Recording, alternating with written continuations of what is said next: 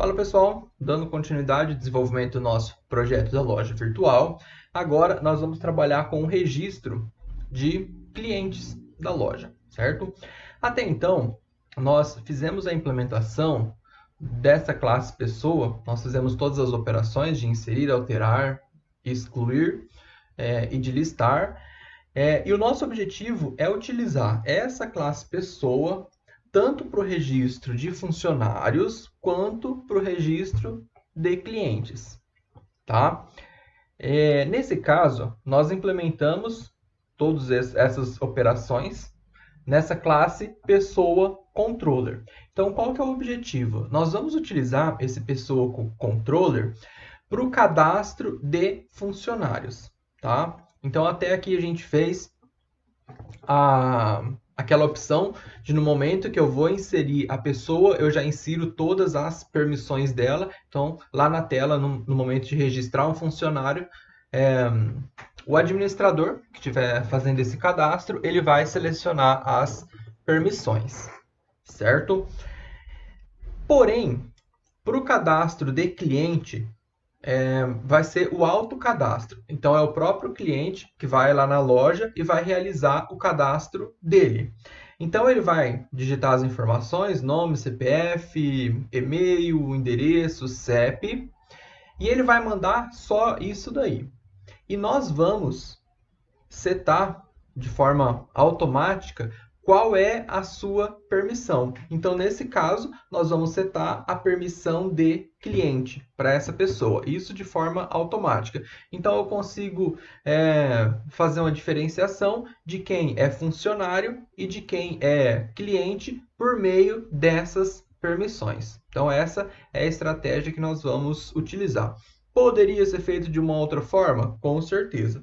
Porém, assim, é a que eu defini para essa loja e essa daqui que nós vamos implementar, tá certo? Tem um outro detalhe também, que é o seguinte.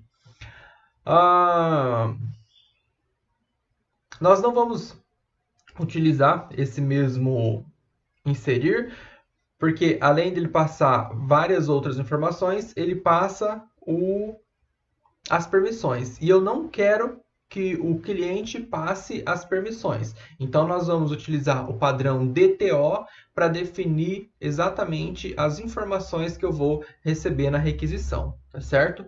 Para isso, eu vou utilizar, vamos utilizar um outro controller. Por quê? Esse daqui, vamos deixar específico para a pessoa, porque depois que nós habilitarmos a questão de segurança com Spring Security, eu vou fazer o bloqueio por meio dessas rotas aqui, tá? Então, a gente vai deixar esse específico somente para a pessoa. O registro de clientes, ele não há necessidade de autenticação, porque a pessoa vai se registrar antes de ter um cadastro, tá? Então, o que nós vamos fazer? Eu vou dar um Ctrl C nesse pessoa controller e vamos dar um Ctrl V dentro da pasta controller. Eu vou renomear essa classe para pessoa cliente controller. Então, tudo que for relacionado ao cliente, como registro, talvez recuperação de senha, nós vamos deixar nessa classe, tá joia? Vamos alterar aqui também cliente e o nome da rota vai ficar API/cliente. Não preciso de um buscar todos, porque em momento algum o cliente ele vai ter que listar todos os outros clientes. Isso não faz parte de uma funcionalidade dele. Vamos ter o inserir. Por enquanto não vamos deixar alterar e nem excluir. Então, por hora, vamos deixar somente o inserir. Joia? Como eu disse para vocês, no momento de registrar um cliente, aqui eu tenho várias informações, como nome, CPF, e-mail, senha, endereço, CEP, data de criação, data de atualização. E além disso, se nós dermos uma olhada na entidade pessoa, eu tenho um atributo aqui referente às permissões. Então, se eu deixar dessa forma, o usuário conseguiria passar uma lista de permissões. Então, o que nós vamos fazer? Vamos utilizar o padrão DTO e na classe do DTO, para quem não conhece o DTO, eu sugiro dar uma pesquisada, tá? Mas assim, bem por cima, o DTO é um padrão para transferência de dados. Então, eu vou estar fazendo uma transferência de dados, então eu quero formatar de uma forma diferente. Então, por isso que nós vamos utilizar esse padrão. Então, eu vou definir no meu DTO somente os atributos nome, CPF, e-mail, endereço e CEP. Somente esses atributos, tá joia?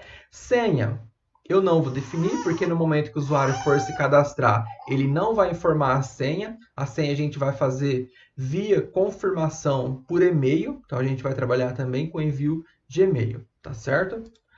Então, vamos lá. Eu até criei já um pacote chamado DTO. Eu vou criar uma nova classe. Vai se chamar pessoa cliente request DTO. Por que request? Porque vai ser para requisição. Nós vamos utilizar essa classe, tá joia? Esqueci do ponto Java. Vamos apagar e criar novamente. New file, pessoa cliente request DTO.java. Beleza. Então, quais atributos que nós vamos ter aqui? Private string nome, private string CPF, né? Private string e-mail, private string. Dá uma conferida aqui. Então, e-mail vai ser endereço e CEP.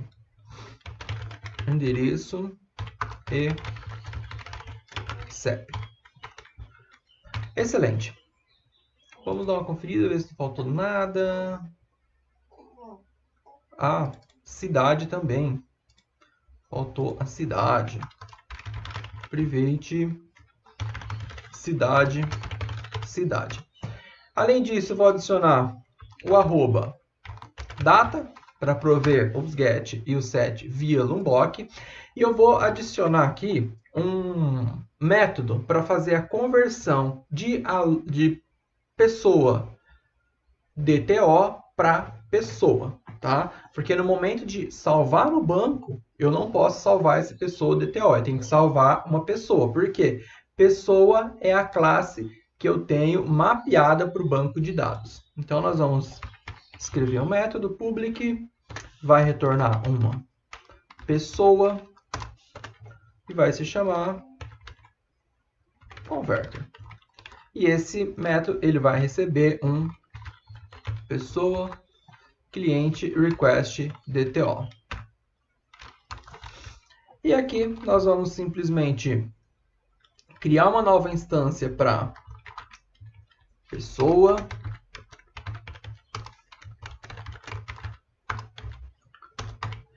Eu vou utilizar agora um método da classe beans úteis. Bin